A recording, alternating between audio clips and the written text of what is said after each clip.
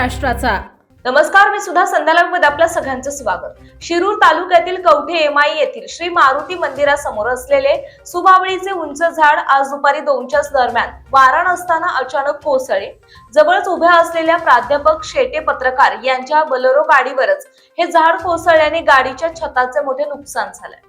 दरम्यान मतदारांच्या गाठी भेटी घेण्यासाठी आलेले टाकळी हजी कवठे जिल्हा परिषद गटातील भाजपाचे उमेदवार राजेंद्र गावडे हे त्याच ठिकाणी फोनवर बोलत होते।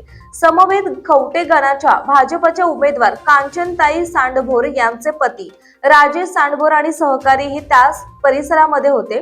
दरम्यान पत्रकार सुभाष शेटे यांनी गावडे यांना आवाज दिल्याने ते ओट्यावर भेट घेत असतानाच अचानक कडकडत आवाज होऊन ते झाड थेट चारचाकीवर कोसळले। तर राजेंद्र सांडभोर आणि सहकारी श्री मारुतीचे दर्शन घेण्यासाठी मंदिरात गेल्याने सर्वच जण थोडक्यात बचावले।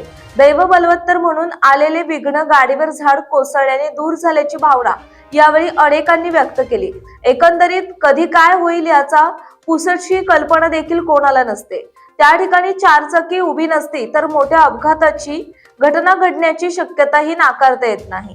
दरम्यान झाड कोसळताना विजेच्या तारांवर फांद्या पडल्याने मोठे शॉर्ट सर्किट झाले, पण लगेचच ते थांबले। हे सुबावळीचे पडलेले झाड तात्काळ तोडून रस्ता वाहतुकीसाठी सुरळीत करण्यात आलाय। संध्यालासाठी प्रतिनिधी प्राध्यापक सुभाष शेटे, शिरूर, पुणे। ताज्या आणि महत्त्वपूर्ण बातम्या पाहण्यासाठी आजच आमच्या संध्या लाईव्ह न्यूज चॅनलला YouTube वर सबस्क्राईब करा आणि बेल आयकॉन प्रेस करा।